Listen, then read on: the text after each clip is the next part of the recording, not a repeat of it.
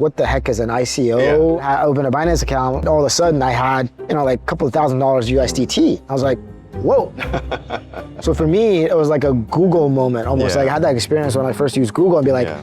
this is something revolutionary, right? I had known the founders of Binance, CZ and He, from my times when I was CFO at different startups in Beijing. So I joined them over the summer as a CFO. It was like, this company was less than 100 people. So what I tell people when I came to the Philippines is like, we're gonna build the first global company out of the Philippines. And I think at the point of time when you bought Coins.ph, it's a surprising move.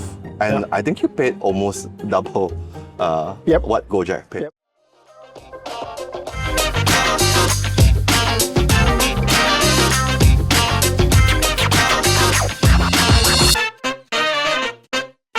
Very pleased to be joined by, I guess, one of the most interesting guys I've seen in the crypto space.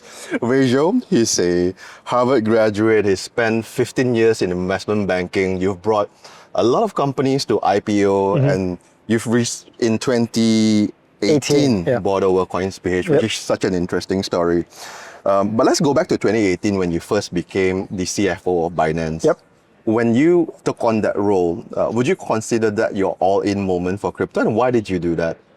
It's a little bit of a backstory to that. So I had known the founders of Binance, CZ and He, from my times when I was CFO at different startups in Beijing. So I think they were, co-founders or CTO and CMO at OKCoin, which was one of the original OGs in the crypto space. And then I had almost joined their team then as CFO of OKCoin. So that was when I first got exposed to it. But then I kind of didn't really see that. I thought Bitcoin as a whole was a little bit too risky to take on in China at that point. So I sort of went another path. But in 2018, this company that I angel invested in did an ICO. And then the company is like, hey, go open a Binance account. We'll airdrop tokens to there. So I was like, what the heck is an ICO? And then I just did it anyways. Because I was like, you mispronounce IPO? I had no idea. I was like, yeah, I've done IPOs, but like, what the heck is an ICO, right? But the thing is that I opened an account and I gave them like a wallet address. So these are the first times. I don't own any Bitcoin at this point, right? But I opened a Binance account, gave the token project my address, and then all of a sudden these tokens magically appeared. And then I looked at the price, and then all of a sudden I clicked the trade button, I sold it. All of a sudden I had, like a couple of $1,000s USDT. I was like, whoa. So for me, it was like a Google moment almost. Like I had that experience when I first used Google and be like, this is something revolutionary, right? That's happening. So for me, I was like, this is something different. Like I've done things in TradFi, I've done things in the internet. Like I've never had anything like this before. Like I've traded stocks. I've never all of a sudden have money in my account and then I can send that money to anybody anywhere around the world, right? So it was sort of like, so for me, it was like, I need to be here, right? And it just so happens like I did some more research on this company. I was like, oh my gosh, I know the founders. They're my friends. So I hit them up in like March of 2018, be like, are you guys looking? Mind you that they're only like a 7 or 8 month old company at that point. So I joined them over the summer as a CFO. It was like, this company was less than 100 people. I was the first person to hire that came out of sort of like a more TradFi background. So my responsibilities was less of a accounting CFO, but more of a growth CFO. So just like focused a lot more on investing, M&A, global expansion, fiat. Less so, like the company didn't need to raise money because they had their own BNB. So we're basically trying to figure out how to run investments with BNB. At the same time, sort of like looking to land the company in different jurisdictions and then to come into regulation. So that was like my work there for the first, for like over 3+ years. I think it's so fascinating. So much of life is just in this little moments of serendipity, right? You have this moment where you met CZ and then you have this moment where you were helping this company and all kind of led up to this moment today, right? And I think at the point of time when you bought Coins.ph, it's a surprising move, I think, for some.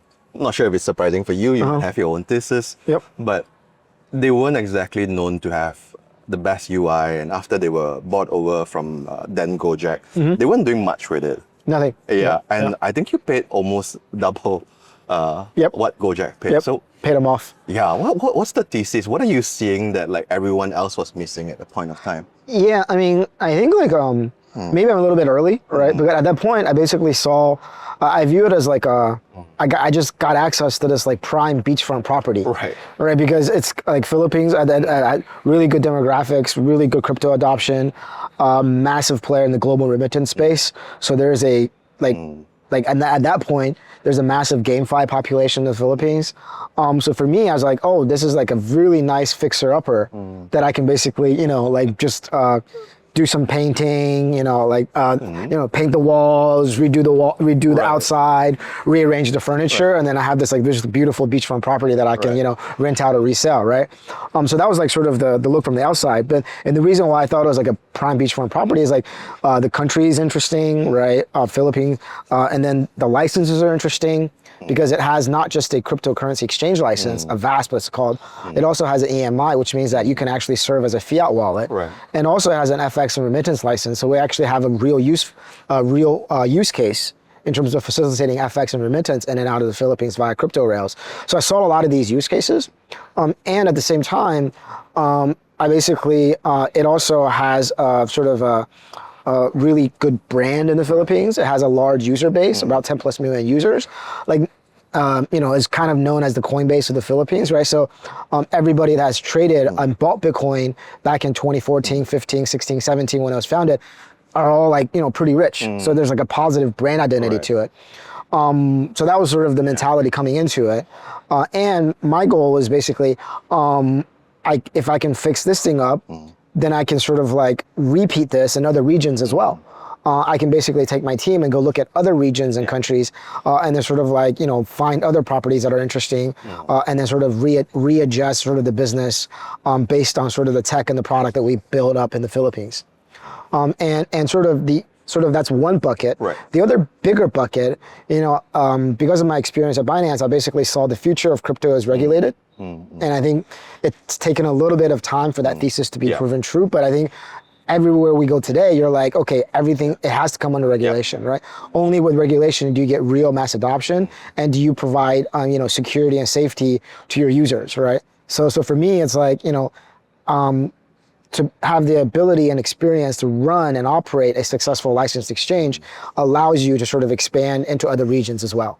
And I find your analogy so interesting, because you see a prime property beachfront, and just like house flipping, sometimes you think, I mean, I don't mean to like undersell Gojek, but they were under managing it, right? And it's like, but the funny thing is that when I came in, after I come in, right? Because you looked at it, that's your thesis, and then I was like, oh my gosh, like a paint job and new furniture is not going to do it. No, that's the thing I was about I got to it. ask, This is a dilapidated property. There's like a termite problem, like we got to like tear it. It's a tear down, right? So there's a lot of, so that's why there's a lot of work for us to sort of rebuild it. But I think, it's, I got a Four Seasons, I got a beachfront Four Seasons right now.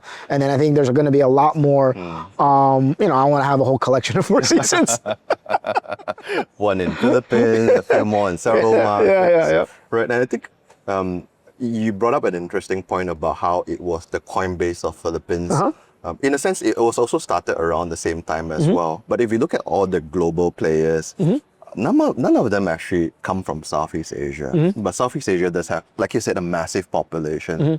Do you think we have the makings of what it takes to build the next crypto powerhouse, whether it's Coins.ph or someone else? The quick answer is it's very challenging. Yeah, I'm sure. I think two things. I think what you need is that, I think there are, like, if you look at globally, there's only two countries that kind of dominate consumer tech, China and the US, right? And it's the only two countries, because I think to build a, tech powerhouse, you need to have talent. Right. I think what I see missing in Southeast Asia is like, it's not that we don't have talent, it's that we don't have experience. We don't have experienced product managers. We don't have experienced CTOs that have managed, consumer apps that can serve 100 million daily active users, or 200, or even 100 million monthly active users, right? Like I think, and I think only US and China, and maybe to a certain extent, some companies in Europe have really built out these sort of consumer companies, right? I think on the fintech, it's even less so in Southeast Asia, it's tricky, right? For sure. So unless you've had experience doing it, it's really hard for new entrepreneurs to do that from scratch. I think this is sort of like, for me, having spent time building internet companies in China and having spent time sort of building businesses along with CZ at Binance, I think I bring that experience in Southeast Asia. I'm physically based in Southeast Asia. So what I tell people when I came to the Philippines is like, we're going to build the first global company out of the Philippines. And I'm not here to build, the next biggest bank in the Philippines or to build the next payment company in the Philippines. I'm here to basically use the competitive advantages that we have in the Philippines to build a global fintech company. Right? What do we have in the Philippines that's advantageous for us? Well, English, right? That certainly helps. Service, right? A lot of BPOs. I mean, if you go to the Philippines, I don't know if you guys been to Manila or not, but we spend a lot of time there. Yeah, you see there's a Bank of America building, there's an American Express building, there's a JP Morgan building, there's a Citibank. Like pretty much all the global financial companies outsourced significant part of their operation to the Philippines. So we have the talent to manage global financial institutions. But it's just that what I tell people is because I've hired people from JP Morgan in the Philippines before, what I found is that this 8,000 page JP Morgan global compliance manual, that senior manager only knows like chapter 5. Doesn't know the whole book. Right. Whereas like if you want to run a company, you have to know the whole book. For right? Sure. But the problem is that all these financial institutions come to the Philippines, they outsource it, they only teach you like 1 page for 5 years. And then you get promoted to be a manager, then you know like 10 pages, and then you're like 45 years old and you only know 1 chapter. But you do not have a big picture of like how to run a back office or how to run a compliance department for a global financial institution, right? And I feel like we need to instill that into them because I think the talent is 100% there, just that there's no training. Nobody's really saying, hey, let's do this. Right, so like the team that we've built now, we've had people coming from banks, we've had people coming from technology companies, we've had people coming from Web3, and we have people coming from BPO customer service background. Be like, let's build something together that's homegrown, right, under a homegrown brand, and let's service global because we service global already. We just don't do it. We're doing it for somebody else instead of doing it for ourselves. Right. So I think that's sort of like the dream and aspiration that I've been trying to build, and that I'm trying to like instill. So I think, and I think initially nobody believed me. People were like, "What's this crazy guy talking about? Like, double the value. What's he talking about? Like, we can't even we don't even know how to build this or that. Like, so for me, it's like, I got lucky in that I was able to bring a small team with me from. A couple of guys with me from Binance, they believed in that and sort of we're building this together. So we're putting in the right sort of like product development roadmap, sort of the proper tech sort of vision, right? And now we have the right staffing. So I think the last 6 months, it's definitely been easier to hire people versus like the first 6 months. Once you've kind of built the name, you tend to attract a little bit easier.